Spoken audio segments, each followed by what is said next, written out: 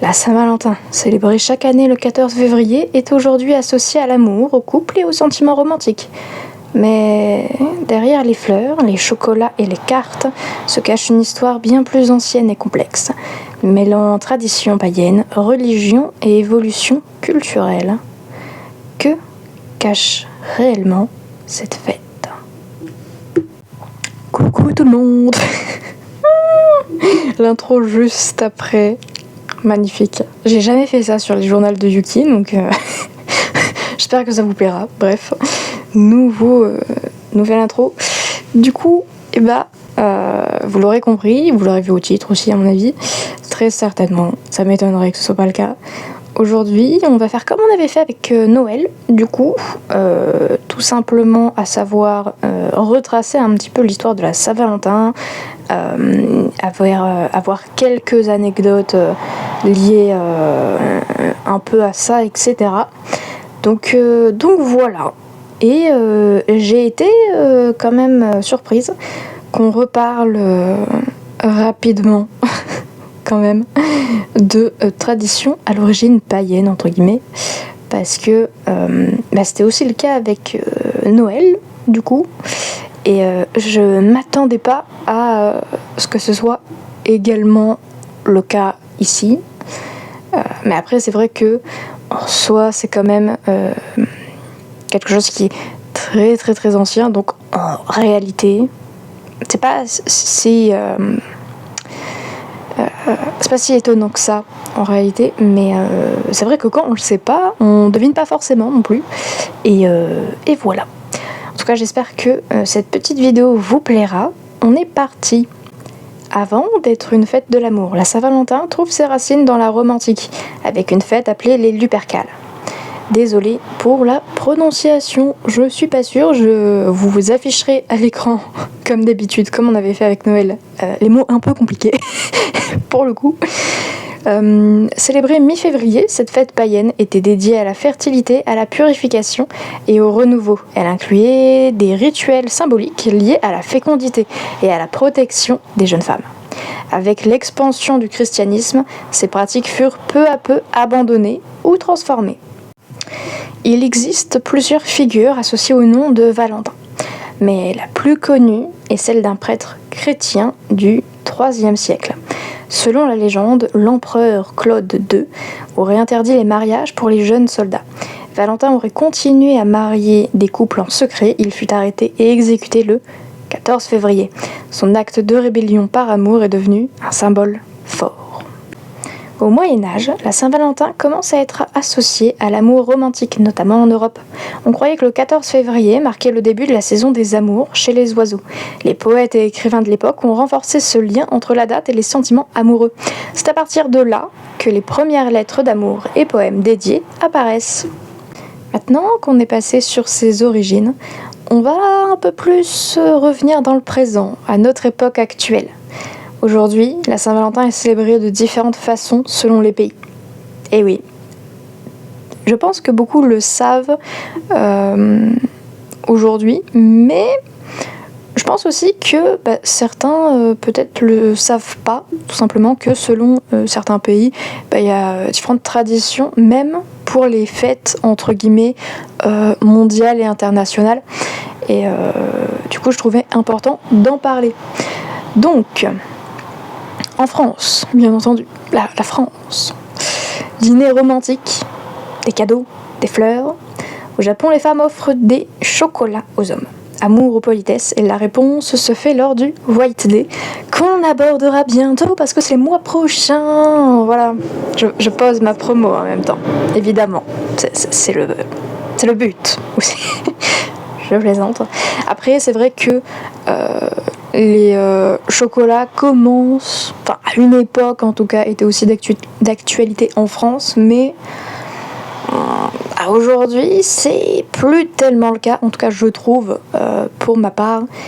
N'hésitez pas à débattre en commentaire. Est-ce que vous offrez encore des chocolats à la Saint-Valentin ou pas? Vraie question finalement. Aux États-Unis, et là, j'ai été très très surprise de ce que j'ai découvert avec mes petites recherches, parce que du coup, aux États-Unis, Et je pense que ça ne se fait vraiment pas du tout en France, pour le coup. En tout cas, j'ai jamais vu ça de toute ma life. Ils envoient des cartes. Ils envoient des cartes de Saint-Valentin. Voilà. À leur compère, tu vois. J'étais choquée. Je m'y attendais pas. Je pensais pas.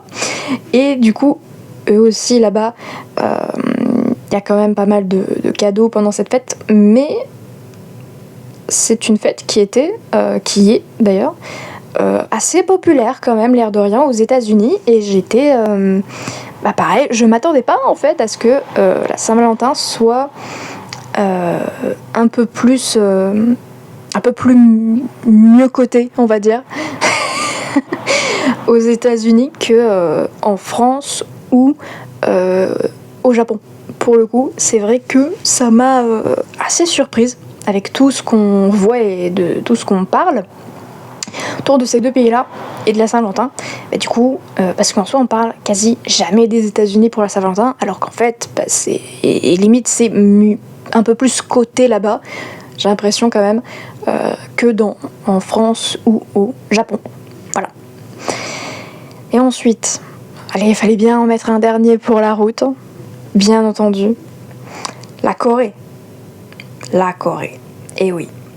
Plusieurs journées liées à l'amour, mais aussi à la solitude. Voilà.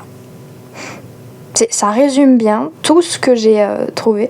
Après, si vous voulez, je pourrais faire même une vidéo un peu plus dédiée parce que j'ai trouvé quand même pas mal d'infos selon différents pays, etc. Là, j'en ai mis 4, forcément. La France, le Japon, les États-Unis, la Corée, les 4 que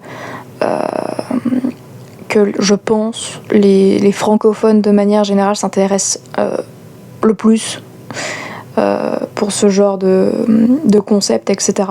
Du coup, je me suis dit, je vais mettre les 4 pays là, mais il y a quand même il y a quand même pas mal d'infos que j'ai pas dites sur ces 4 pays là. Donc, pour ceux qui voudraient qu'on en reparle, on pourrait. Voilà. N'hésitez pas à en parler dans les commentaires finalement. Et maintenant, on va passer un peu plus à la partie poétique de la conclusion finalement de tout ça. Et voilà. Une fête qui évolue. Aujourd'hui, la Saint-Valentin ne célèbre plus seulement l'amour romantique, elle est aussi devenue une fête de l'amour de soi, une célébration de l'amitié.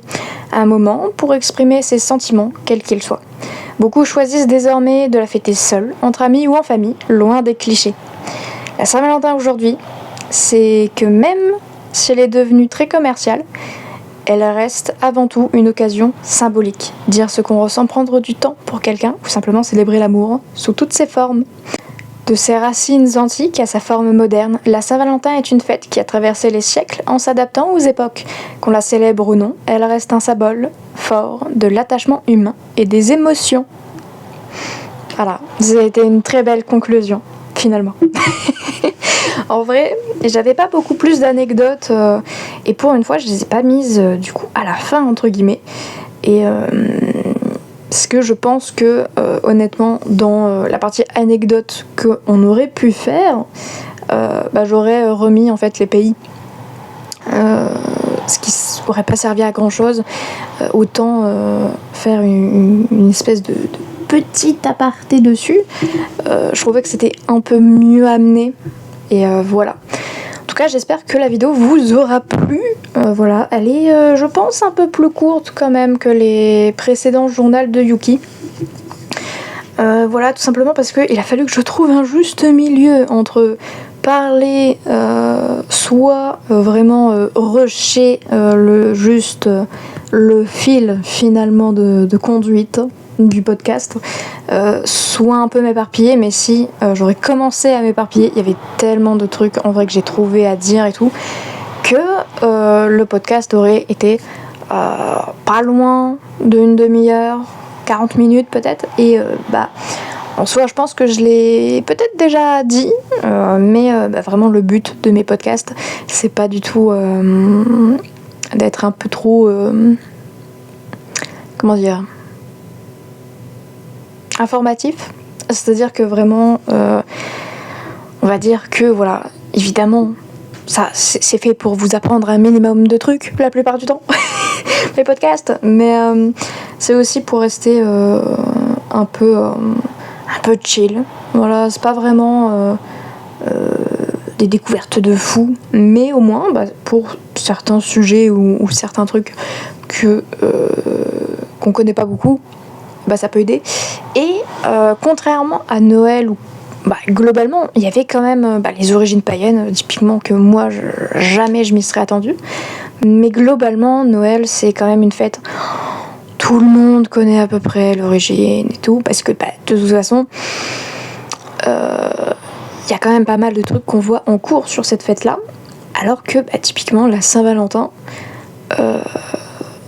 on m'en a jamais parlé en cours.